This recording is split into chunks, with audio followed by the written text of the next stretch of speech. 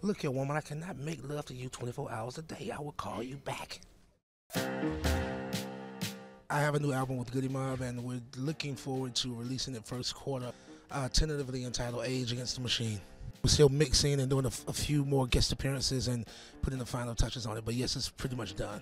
It's definitely progressive. I think that we've grown a great deal in the last 10 years. You know, there's a lot more to consider. There's a broader audience, you know what I'm saying, and a greater aspiration to reach as many people as we can, you know, to be as relatable and to be as real, relevant, and resourceful, you know, as we can. And so Age Against the Machine is symbolic of wisdom being the weapon of choice.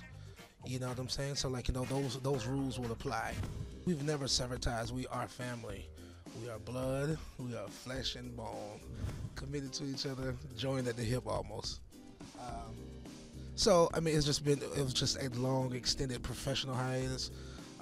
And of course, stating the obvious, I went on and went out into the world and became somebody, you know, and get a chance to bring some of that success back home and share it, you know.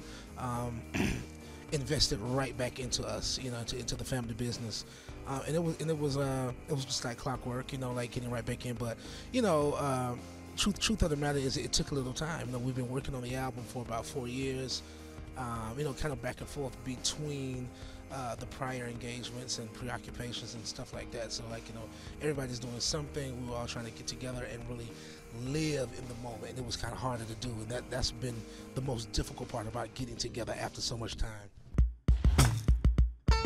If it is, it'll be one of those pleasant surprises for everybody. I would love, you know, to get, you know, the gang. First of all, like, I'm a fan of Outkast. I would love to see them back together, you know what I'm saying, like, you know, and even furthermore, being a part of a Goodie Mob record, you know, because we are extended family. So I guess one thing would have to happen, you know, for another thing to happen. And so, you know, I think even before, I selfishly wish that I can have, you know, the both, you know, Andre 3000 and Big Boy, you know, on our album. I would first wish for them to be back together and doing music of their own. But you know, it's not impossible. It's not impossible. But I haven't even asked. You know what I'm saying? Like, you know, because first of all, you know, quartets are a rare occasion, you know, in hip hop and in music in general. So, you know, you got your hands full with 4 very opinionated MCs. Mark Burnett, whom you may know from being the extremely brilliant executive producer of many shows such as The Voice and Survivor and The Apprentice, and I mean, the list goes on. He's also doing The Bible mini movie, and I was doing a Christmas album, and he knew of this, and he said, "Cee Lo, I know that you're doing a Christmas album, right? So there's a song that I'd like you to consider doing. It's called Mary That You Know. It's a wonderful Christmas song. I think you like. You know, try it." And that's my best English I can do. I'm a black man from Atlanta, Georgia. I can, you know, so, you know, give me a break. Anyway, it was a suggestion, and I went in, and he was right again. Mary, did you know that your baby boy would one day walk on water?